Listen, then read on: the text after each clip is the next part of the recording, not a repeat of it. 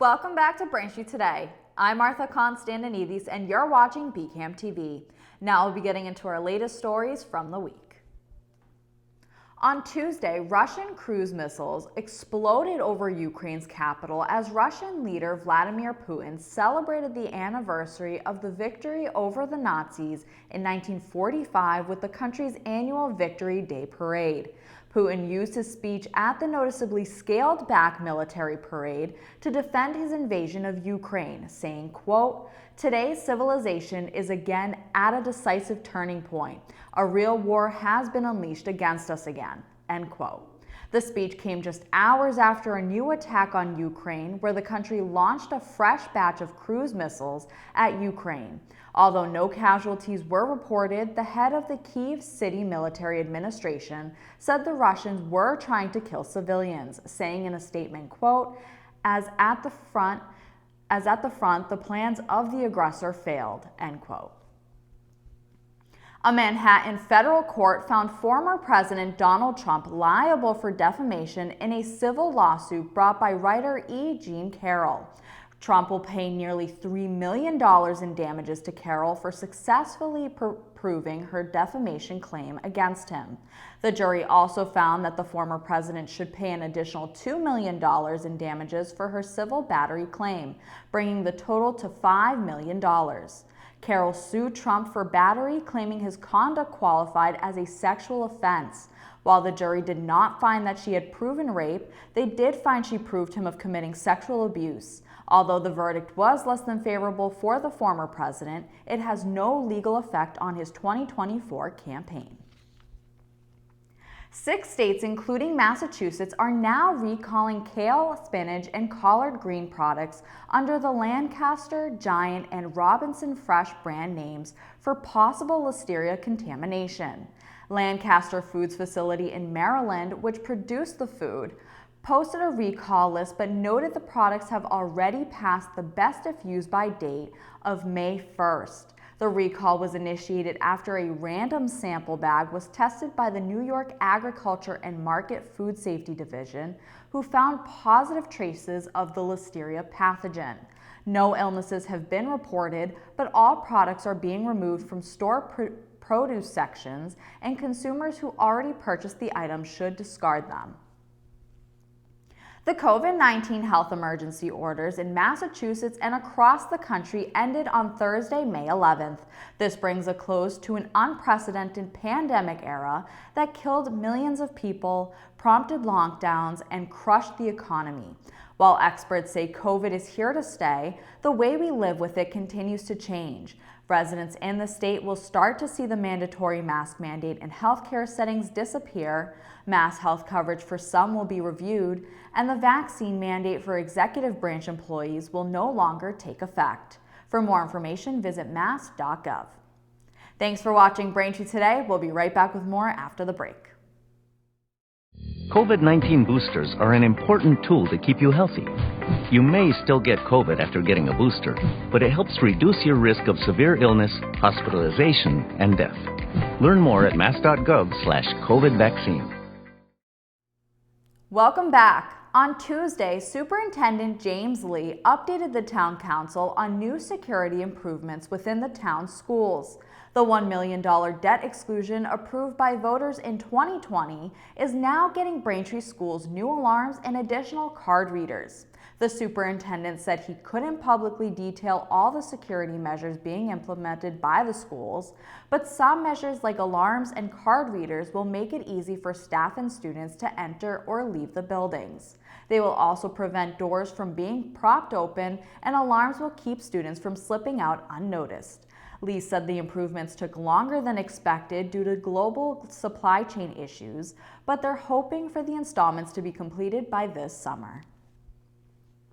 The Braintree Police Department is seeking the public's assistance in identifying 2 suspects who they believe are involved in car break-ins this weekend.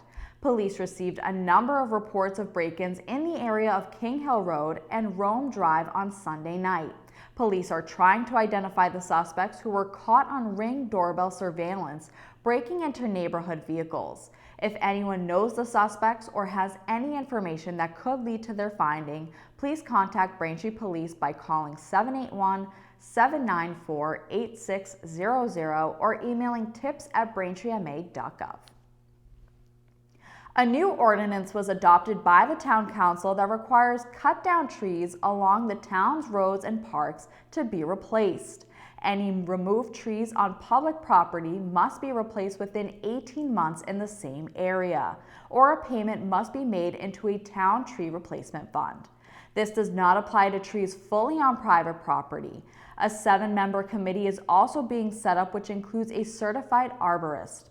Violations carry a $500 fine. This ordinance came to fruition after over a year of work by Town Council President Meredith Barrica.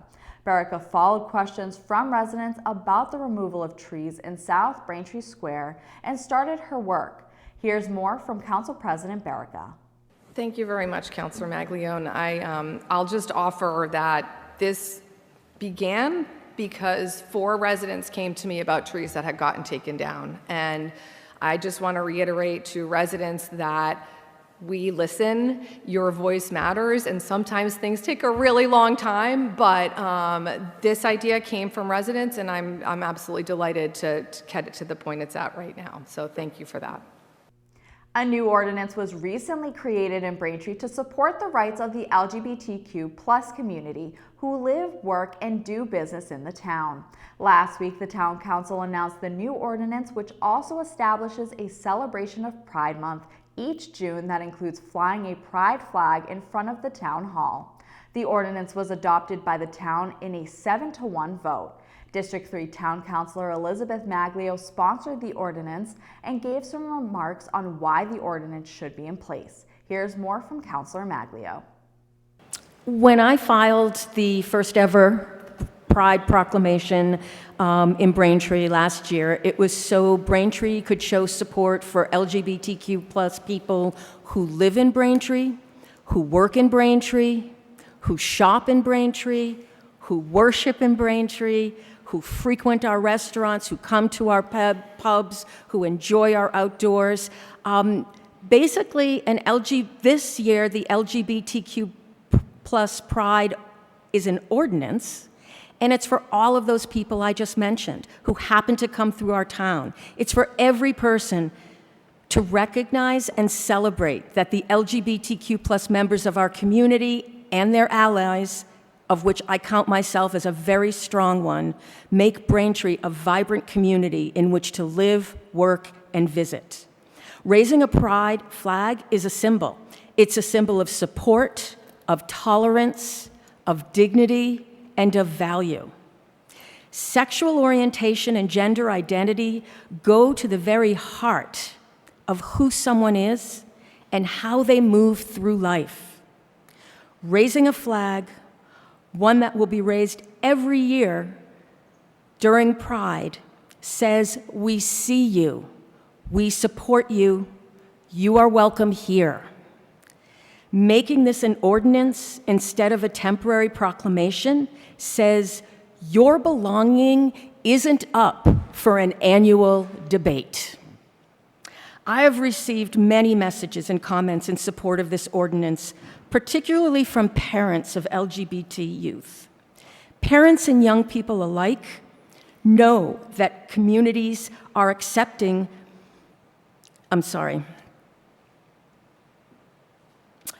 Parents and young people alike know that communities that are accepting of LGBTQ people report lower suicide attempt rates, less isolation, more overall support, and less stigma. Flying a flag is an important symbol. Representation matters, justice matters, human rights matter. Every member of our community has dignity and worth, and this flag is a very small way to make a very big impact. Every year that we are embracing justice for everyone and that we raise this flag will help us eliminate prejudice wherever it exists. Thank you. Braintree Spring Yard Waste curbside collections will continue through the weeks of May 8th, 15th, 22nd, and 29th. Acceptable items are grass, leaves, and twigs. The compost site will also be open Wednesday through Sunday for larger items from 7:15 a.m. to 2:45 p.m. $35 Earth Machine compost bins are available to Braintree residents. Bins can be purchased at the Treasurer's office at Town Hall on Monday, Wednesday, Thursday from 8:30 a.m. to 4:30 p.m. or on Tuesdays from 8:30 a.m. to 7 p.m. and Fridays 8:30 a.m. to 1 p.m. Bins will be delivered by recycling office staff after payment. For more information, you can visit the Town Hall website at braintreema.gov. The annual rabies clinic for the town of Braintree is scheduled for Saturday, May 13th from 10 a.m. to 11:30 a.m. at the outside side entrance of the town hall. The clinic is sponsored by the town of Braintree, the Braintree JCs, and Dr. Joseph Cosman, DMV of the VCA. The vaccination fee is $15 per animal, and everyone is asked to bring their animal's current rabies certificate. Thank you for watching Braintree Today on BCAM TV. We'll be right back with more stories in the area. Did you know your teenager's brain is more likely to get addicted to nicotine than yours? The tobacco and vaping industries do. They target teens with their products and try to cover up the fact that there's nicotine in them. Talk with your kids about the real dangers of vaping. Welcome back to Braintree Today. Now let's get right into more stories. Senator John Keenan is now sponsoring a bill that would create a pilot program to equip red line stations with naloxone, an opioid overdose reversal nasal spray. The South Shore lawmaker is taking notes from a group of Harvard students who noticed a cluster of overdoses happening near public transit stations. With this, he's hoping to prevent overdose or other opioid-related deaths on the red line and at MBTA stations. Keenan said in an interview, quote, "People may be in the train station and may be in a situation where they could overdose, and having the Narcan available could save a life. It is no different than having a defibrillator available in public areas," end quote. After the 18-month pilot program is over, a report outlining the benefits and costs will be sent to the House, Senate, and other committees to review. A Weymouth police officer has resigned before getting fired due to accusations and body cam video of him punching a handcuffed man more than a dozen times. Police officer Justin Chappell resigned from the department last year and might be banned from becoming an officer anywhere in Massachusetts. Weymouth Police Chief Richard Fuller planned to fire Chappell because of the level of force used against a man arrested in July of 2022 on charges of assault and battery on a police officer, disorderly conduct, and other charges. Weymouth Police asked the Norfolk County District Attorney's Office to drop the charges against the arrested man before his arraignment. This incident marks the first time the chief has moved to fire an officer based on footage captured on police-worn body cameras.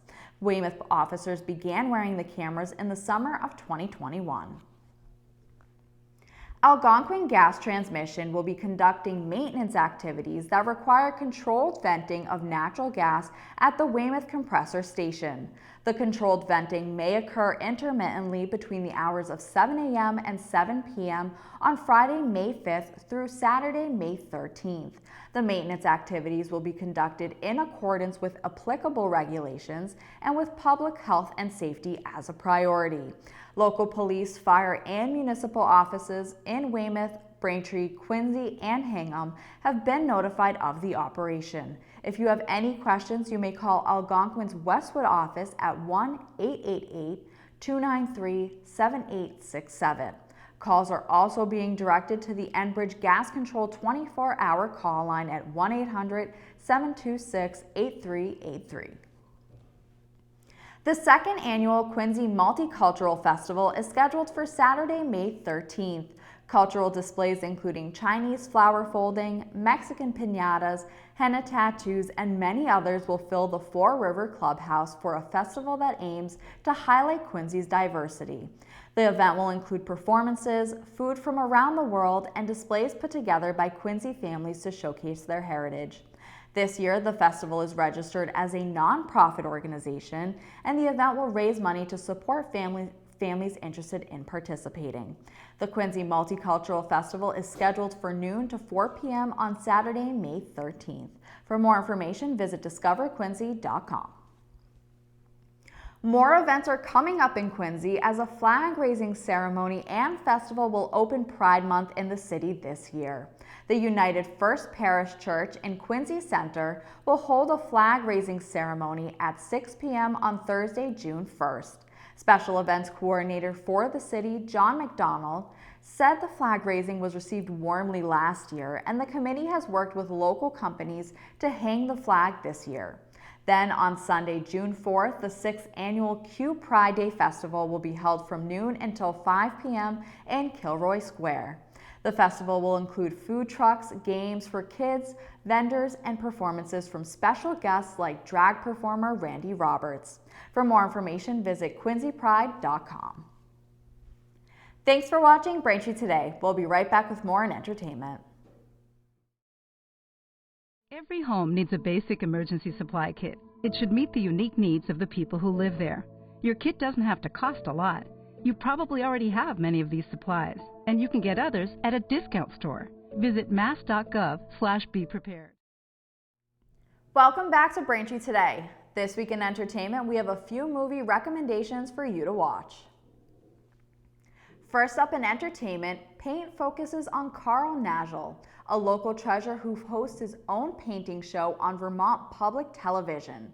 His status as a superstar of public broadcasting is challenged when the struggling TV station hires Ambrosia, a younger painter who has more skill and versatility than Carl.